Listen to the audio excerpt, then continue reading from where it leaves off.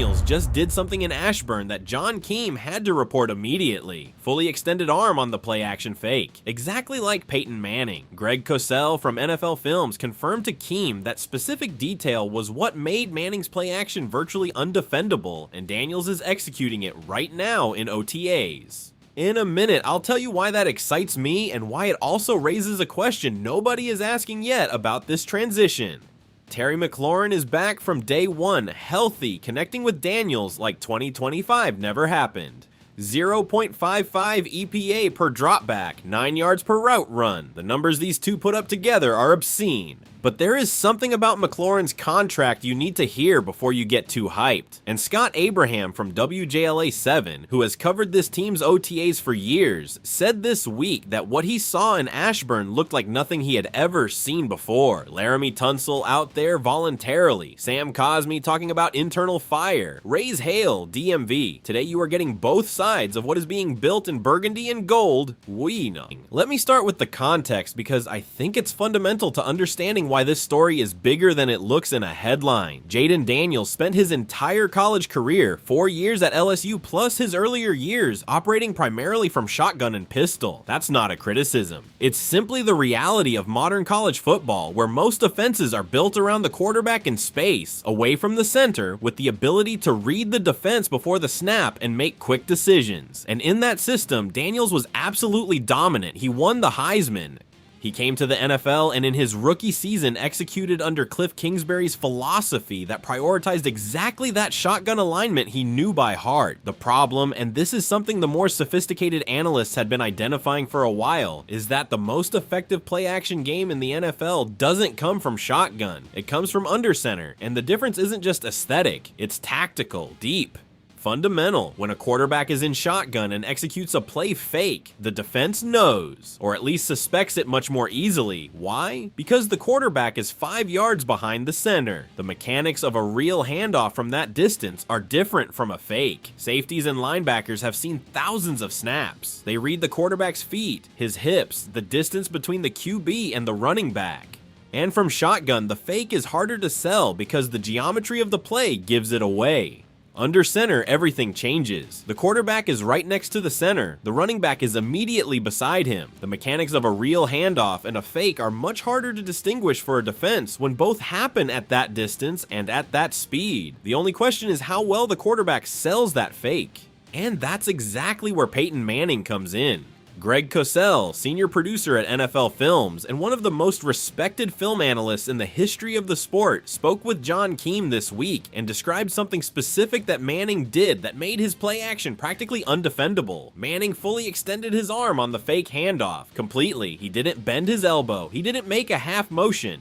His arm went toward the running back in a way so committed, so complete that the defense couldn't tell whether the ball was changing hands or not.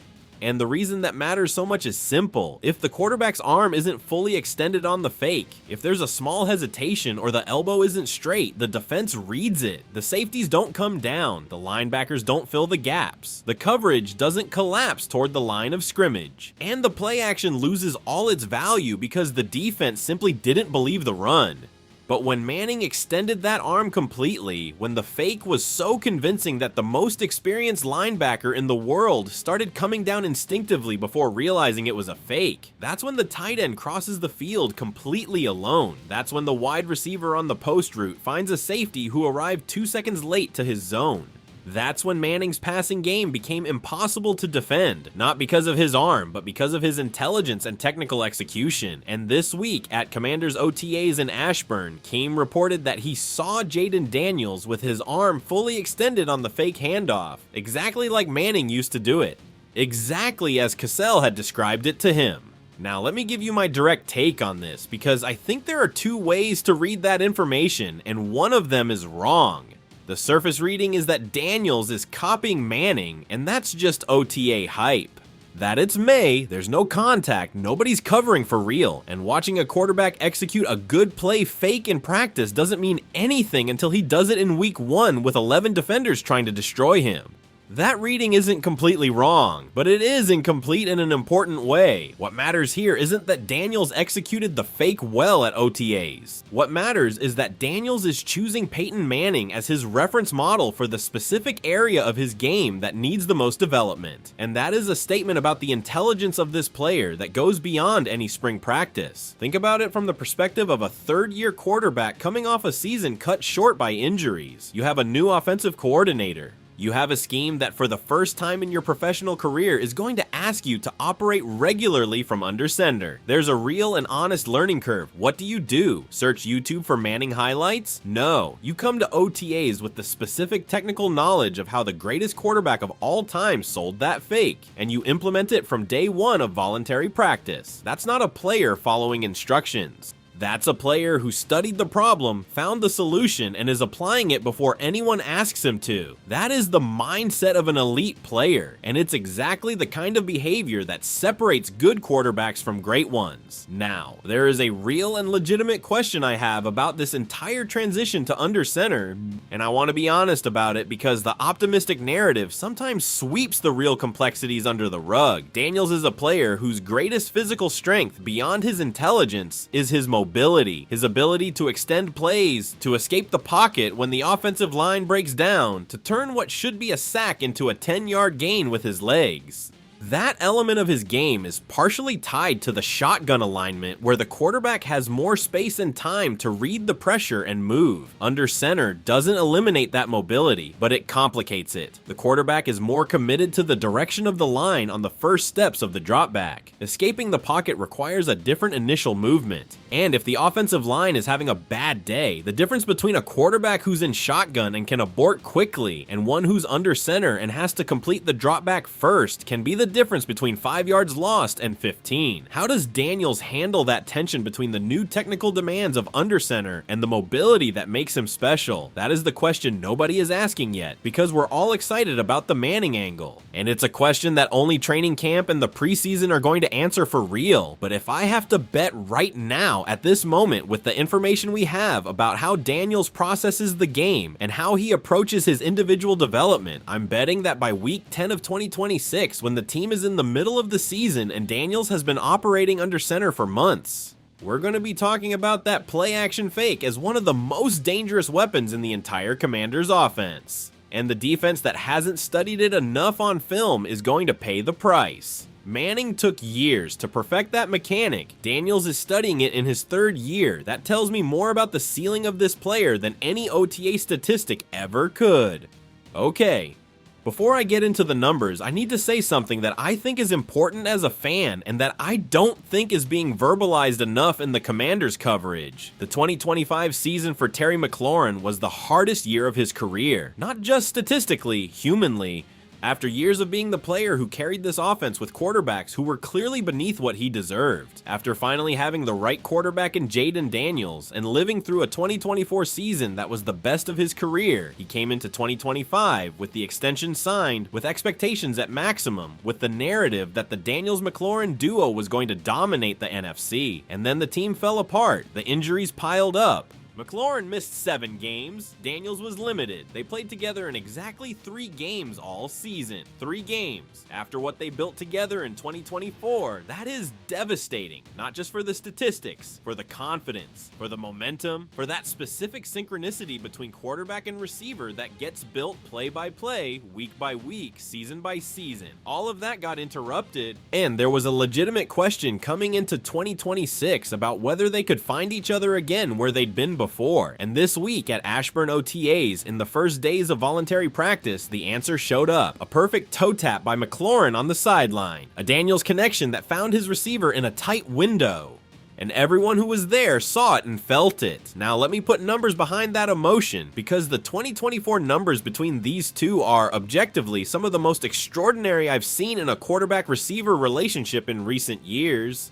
70 receptions, 944 yards, 13.5 yards per reception, 12 touchdowns, 9.08 yards per route run, and 0.55 EPA per dropback when Daniels targets McLaurin. I'm gonna stop on those last two numbers because they deserve more attention than they're getting. 9.08 yards per route run. The context analysts give you is that anything above 2.0 is considered good for a receiver. 2.0. McLaurin was at 9.08. That's 454% above the standard analysts use to define good production. Not above league average, above the standard for what good looks like. That number doesn't belong to a good receiver. That number belongs to a receiver operating in a perfect scheme for his abilities with a quarterback who finds him consistently and at the right moment. And the EPA, the expected points added per dropback when Daniels targets McLaurin, was 0.55. The average considered good for quarterbacks in general is between 0.0 and 0.05. Daniels was at 0.55 when he was looking for McLaurin. That is 1,110% above the peak of the average. 1,110%. Those are the numbers of one of the most efficient and explosive quarterback-receiver connections in the entire NFL in 2024. Not in the Commanders, in the entire NFL. And right now, in May of 2026, both players are healthy. Both are at OTAs. Both are doing exactly what they were doing before injuries interrupted everything. And there's an important difference compared to 2024. Daniels has one more year of experience. He knows the NFC defenses better. He knows the cornerbacks who are going to cover him better. And with David Blau's new offensive scheme, a coordinator who comes with fresh ideas and a philosophy designed to maximize the quarterback's strengths, there are concrete reasons to believe that the Daniels-McLaurin connection in 2026 can be even more efficient than in 2024. But I want to be honest about the complexity of this situation too.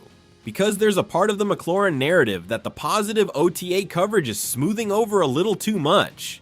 McLaurin's contract is a reality that needs to be named. 3 years, $97 million, signed after months of holdout that created unnecessary tension in the building. And in the season that followed that signing, McLaurin had the worst numbers of his career: 38 receptions, 582 yards, 3 touchdowns in 10 games. With the mitigating circumstance of injuries, yes, but also with the reality that when he was on the field, he didn't produce at the level that contract demands. McLaurin is 30 years old right now. He's going to enter the season at 31. That contract covers him through his 33rd year. And the history of football tells us that receivers starting around 30 begin to experience a decline curve that can be gradual or abrupt depending on the player. Does that mean McLaurin is already declining? No. This week's OTAs show a player who has the same first step, the same ability to create separation, the same confidence in his roots that made him special, but it is a question that has to stay in the back of a smart fan's head.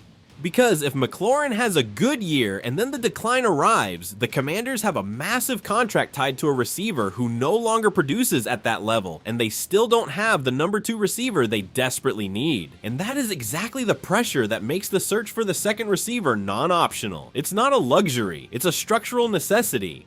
Because if McLaurin declines in 2027 or 2028, the Commanders' offense needs another player ready to absorb that load, and that player isn't on the roster yet with the certainty the situation requires. But for 2026, for this season, for what's happening right now in Ashburn, the narrative is clear. Daniels and McLaurin are back. They're healthy. They're connected. And with the new under-center scheme that Daniels is adopting in the Manning style, the possibility that this connection is even more dangerous than in 2024 is not wishful thinking. It's a real tactical possibility. What we can't do is depend on it like it's enough by itself, because it isn't. It never was. I'm going to be straight about something before I get into the analysis of this story.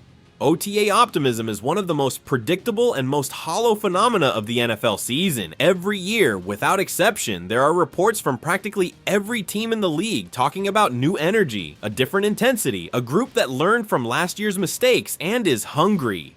It's almost a meme at this point. So when Scott Abraham from WJLA TV7, a journalist who has been covering the Commanders for years and has seen more of their OTAs than anyone would want to, says that what he saw this week didn't feel like an OTA, you have to listen. Not because a local reporter's comment is definitive evidence that the team is going to be good, but because there are specific elements in his description that go beyond generic hype. The first is Laramie Tunsil. Abraham mentioned him specifically as something that surprised him, and he's right to be surprised. Tunsil is one of the best tackles in the league. He normally works out on his own in the offseason. The fact that he's in Ashburn, in voluntary practice, learning David Blau's new system alongside the rest of the offensive unit says something about the level of commitment to the installation process of the new scheme. Tunsil doesn't need to be there. He chose to be there.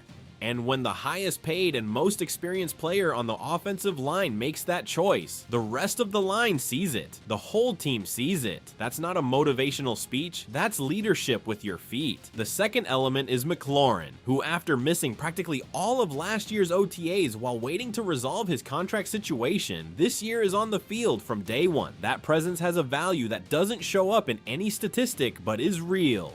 It's the team's #1 receiver telling the rookies and new players that this matters, that you need to be here, that the process starts now. And the third element, the one I find most tactically interesting, is what Abraham said about the tempo of the drills. It wasn't a walkthrough, it was up-tempo, it was urgent, and there's a concrete reason for that urgency that Abraham also mentioned. The Commanders' opening schedule in 2026 is brutal. They start against the Eagles, then the Cowboys, then the Rams, then they go to London to play the Colts. In the first 4 weeks of the season, the Commanders are going to face 3 teams that are potential playoff contenders, plus an international travel game that always brings its own logistical complications. That schedule doesn't allow for slow starts. You can't get to week 3 with a 1-1 record and say the team is still finding its rhythm.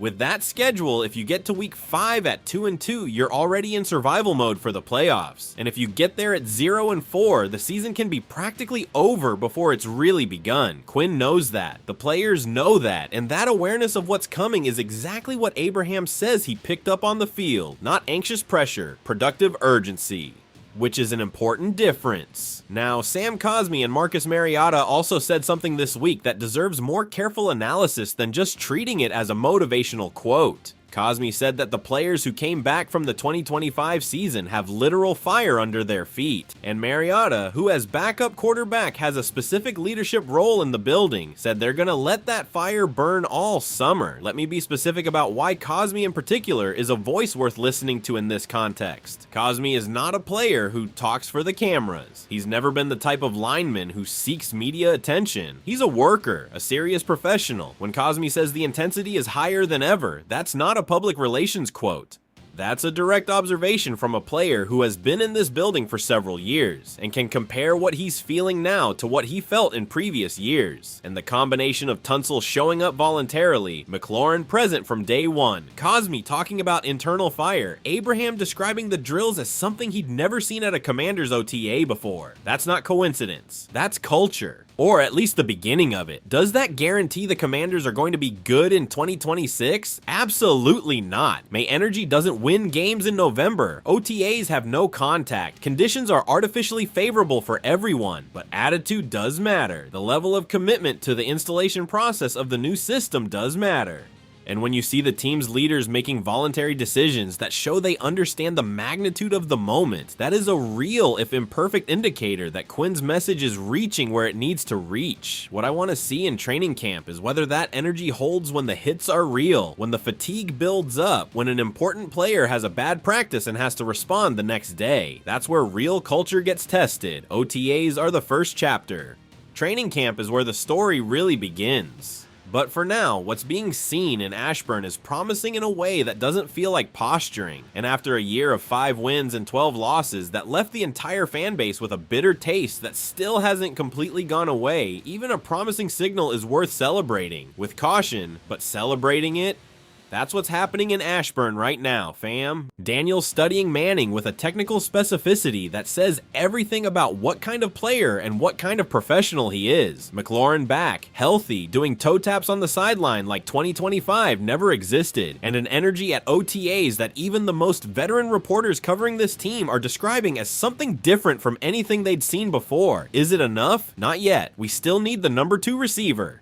We still need to prove the under center game in a real game. We still need to see if this May energy survives the heat of training camp in July. There are real and legitimate questions that only the season can answer, but the direction is right, the mindset is right, and Jaden Daniels with his arm fully extended on the play fake, copying the exact movement of Peyton Manning, tells me that the ambition on this team is right too. Tell me down below what you think. Do you believe Daniels under center can be more dangerous than Daniels in shotgun? Or are you worried that changing what already worked is an unnecessary risk? I want that debate in the comments because it's exactly the kind of conversation this team deserves. And if this breakdown fired you up, you already know what to do. Drop that like, stay close, raise hail always.